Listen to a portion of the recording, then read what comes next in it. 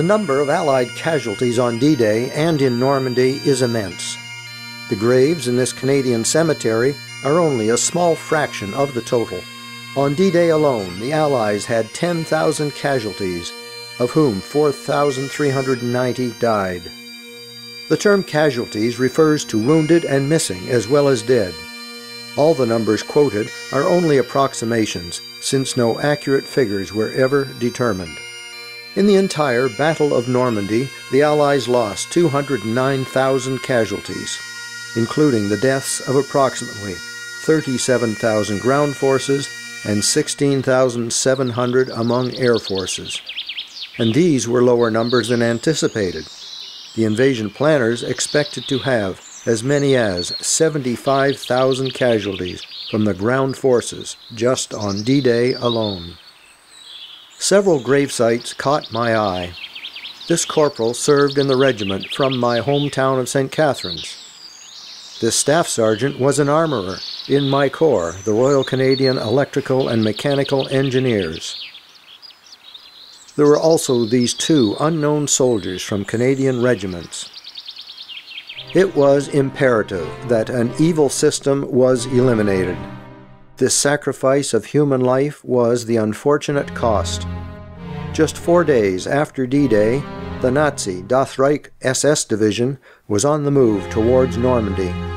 When one of their officers was killed by the French resistance, they took out their reprisal on the village of Oradour-sur-Glane by rounding up the villagers and systematically murdering 642 people. It is now one of several martyr villages in France commemorating this type of wickedness. There is stillness over the village that is respected by the visitors, who were all moved by the same deep emotion as us, while walking through and reflecting on the sad event.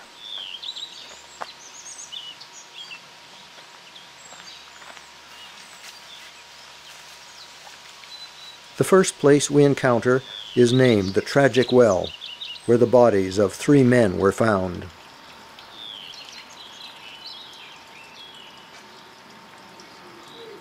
At the fairground assembly area, the men were separated from the women and children. The men were taken in 6 groups to barns and garages in the village. The Des Orteaux garage was one site.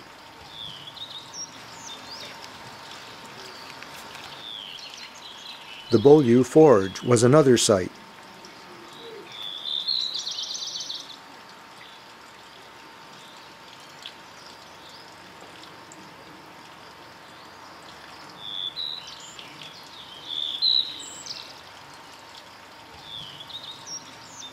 An explosion was the signal to machine gun the men in their locations and then burn their bodies.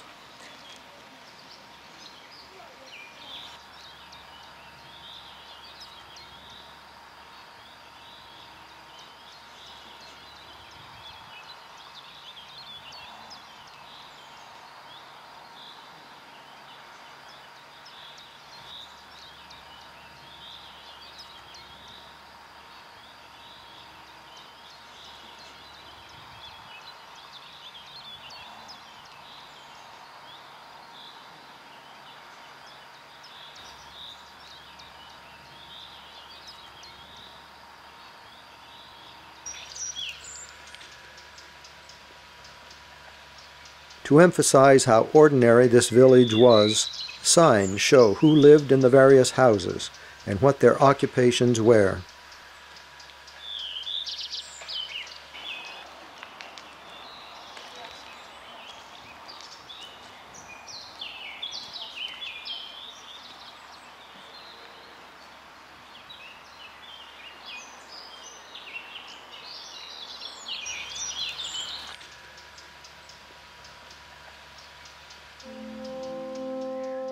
Even a 2-month-old baby wasn't spared.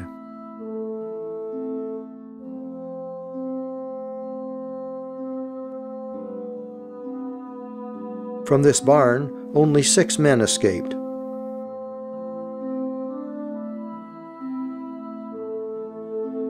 Bullet marks can still be seen on this wall.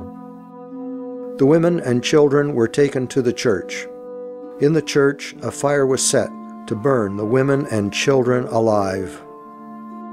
Silence. Hundreds of women and children were massacred here by the Nazis. You who pass by, contemplate. You who have faith, pray for the victims and their families.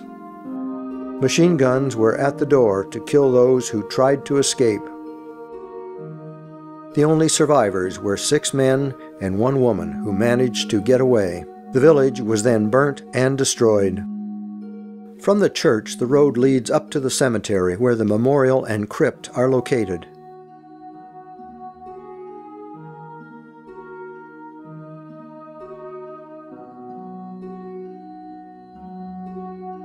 The crypt into which we descend through this doorway has plaques with the names and ages of the martyrs from this village.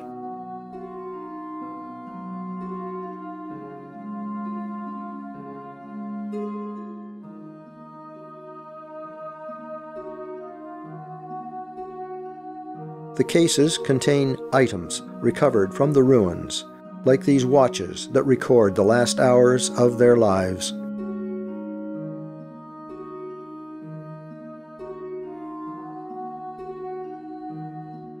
Since we were there on the anniversary of this terrible event, preparations were in hand for a memorial service. This massacre occurred 4 days after the landings. It is typical of many other vile actions of Nazi Germany.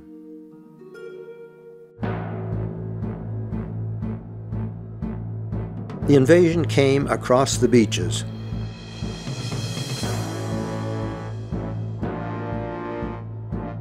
Sword, the British 3rd Division. Juno, the 3rd Canadian Infantry Division. Gold, the British 50th Division. Omaha, U.S. 5 Corps, and Utah, U.S. 7 Corps. Airborne landings went in to seal off the German counterattack routes. I concentrated on the 3rd Canadian Infantry Division. On Juno Beach, we can see the units that came ashore. There was also a 3rd Brigade in reserve that came ashore when the beaches had been secured. 7 Brigade landed first at Courcelles-sur-Mer. Winnipeg Rifles B Company landed under direct fire and was pinned down. The 1st Hussars amphibious tanks landed later than planned due to heavy seas and started taking out German gun positions. Amphibious Sherman tanks, like this one, had canvas sides which were raised above the hull and 2 propellers to operate in the water.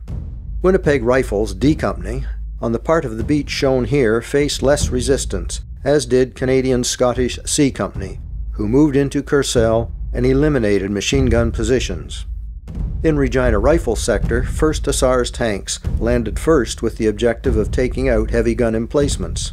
The remains of 1 bunker can be seen in front of the Cross of Lorraine. Regina Rifles A Company met heavy resistance. B Company landed, but D Company landing craft hit mines on the way in. Only 49 D Company soldiers reached the beach. It took an hour for the regiment to get off the beach and push inland. On D-Day, there were no grassy dunes, just flat beach and obstacles for the invaders to surmount. In the area behind the beach at Courcelles is the Canadian Juno Beach Centre, with a memorial to the Royal Canadian Navy.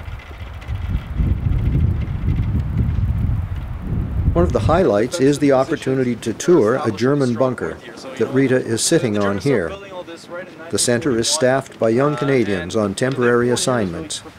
Canada is professionally represented, both physically and by the individuals we met there. Just how thick the walls really are. It's really going to take the heaviest naval shells to be able to penetrate a bunker like this one. 8th Brigade landed at Saint-Aubin-sur-Mer and at Bernières-sur-Mer, seen in this air photo taken on D-Day. At Saint-Aubin-sur-Mer, the North Shore New Brunswick Regiment came ashore on this beach. The North Shores left the landing craft in chest-deep water. With a 100-meter sprint across open beach, they suffered heavy casualties from mines and from the strong point that hadn't been silenced by the bombardment. This gun position was one of the problems for them. A Sherman tank managed to get inland from the beach and returned on this road to knock out the gun.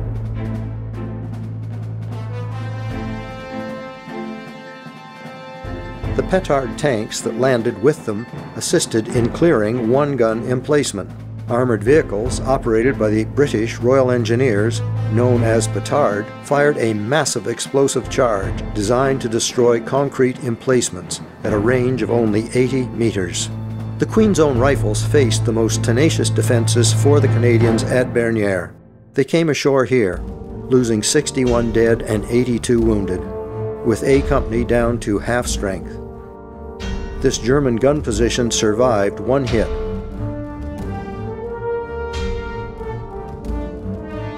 This building took a lot of hits. Today it is a small museum called Canada House, with plaques for the Queen's Own Rifles, the Fort Garry Horse, and the Régiment de la Chaudière, who among them lost about 100 taking this house. This was the first memorial to be erected of the many to be seen.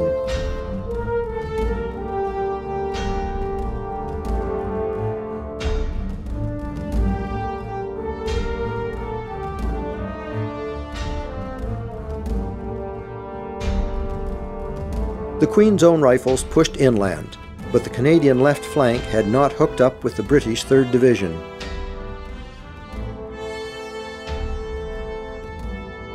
The Régiment de la Chaudière from 8th Brigade and the North Nova Scotia Highlanders from 9th Brigade came ashore when the beach was taken and secured the left flank. The wounded were cared for on the beach before they could be evacuated, and German prisoners were taken off the beaches.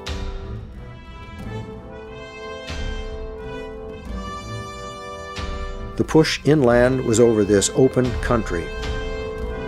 The airborne assault missions were to capture and hold bridges over the Orne River and the Caen Canal for the breakout of the assault forces, and to destroy bridges over the Dives River to forestall German counterattacks. The 1st Canadian Parachute Battalion destroyed their assigned bridges and withdrew to their defensive position. In addition to paratroopers, glider-borne forces were used.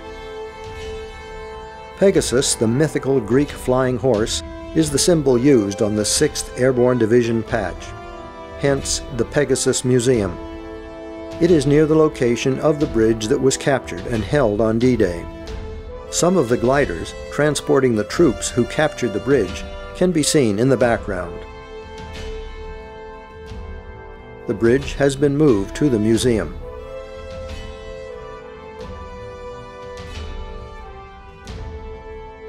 The Horsa and Hamilcar gliders were used by the British on D-Day. The Horsa glider carried up to 25 soldiers, or a 6-pounder anti-tank gun, or a jeep and trailer. 316 Horsa gliders landed with the 6th British Airborne Division. 6 gliders were used to carry the force that captured the Pegasus Bridge over the Caen Canal. The advantage of gliders over paratroops was that the assaulting forces were more concentrated when they landed. After being towed off behind a Dakota or bomber, they were released close to their landing site, but landings could be an adventure.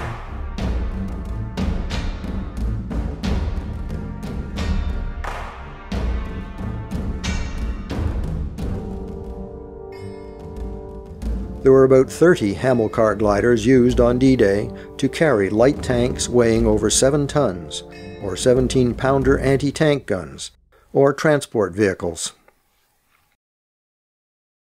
As a former Army pilot wearing the same flying badge as World War II glider pilots, and subsequently a recreational glider pilot, I particularly enjoyed our visit to the Pegasus Museum. Since British 3rd Division had to support the Airborne Division against German counterattacks, the Canadian left flank was left vulnerable. The shaded area was held by British and Canadians at the end of D-Day. The D-Day objective is shown by the red line. The main Canadian objective had been the airport at Carpiquet, but it would not be taken for another month. A battalion headquarters of the German 716th Infantry Division at Tailville, seen here, was captured on D-Day by the North Shore New Brunswick Regiment. From the machine gun port in the wall and the German anti-tank position, we can see the open ground that the North Shores had to cross. They captured the position by going around it and attacking from the rear. The circular concrete pad indicating the German machine gun position and a memorial to Lance Corporal Alphonse Noël mark where the unit was successful. The Abbaye d'Ardennes was a headquarters for the 12th SS Hitler Youth Panzer Division. And provided a tower from which they could observe the Canadian advance. After the Germans were driven from the Abbey, it came to light that a number of prisoners from the North Nova Scotia Highlanders and the Sherbrooke Fusiliers Armoured Regiment had been executed and buried in the Abbey garden. One of the commanders, Kurt Meyer, was found guilty of war crimes for executing 22 Canadian prisoners. The division is also believed to have executed more than 100 other prisoners. Now called the Jardin des Canadiens, it is a particularly moving memorial. The provincial flag of Nova Scotia on the tree behind the memorial indicates that someone from the North Nova Scotia Regiment had been there to honor their own. Clearly, many come here to remember the young soldiers.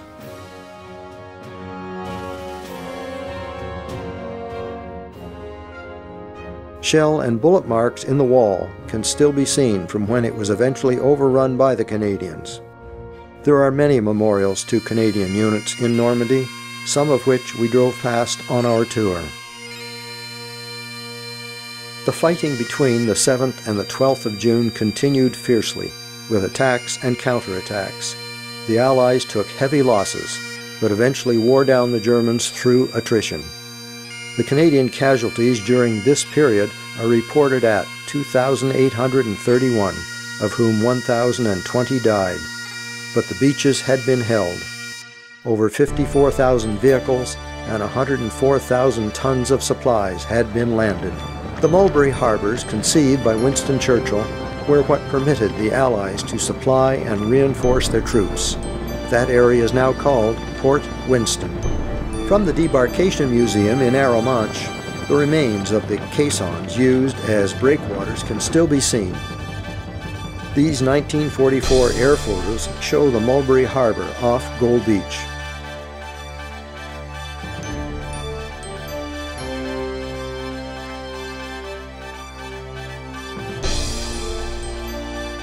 The block ships were old ships that steamed from England and were sunk as breakwaters.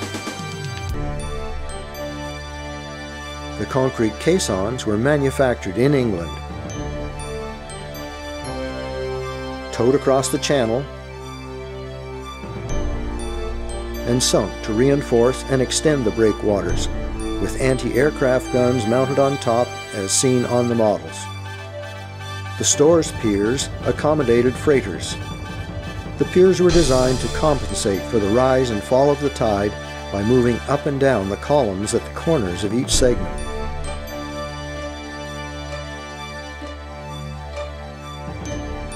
The LST pier permitted the tanks to drive off the tank landing ships and proceed directly to shore.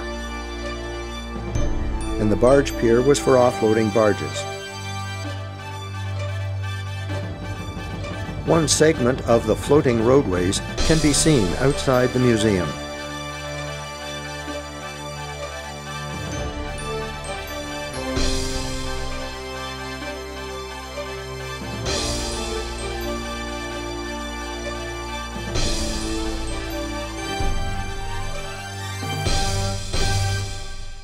The French are still appreciative of their liberation.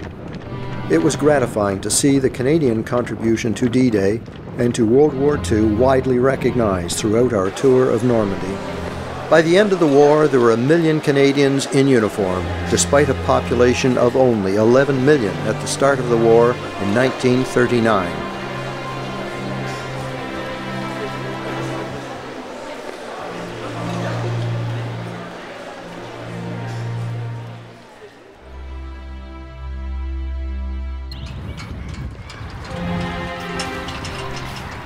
The Conn Museum, the largest in the area, has a memorial garden. The Canadian Army, Navy, and Air Force units are all listed. Under a layer of water, This memorial identifies the 122 French towns that were liberated by Canadian troops.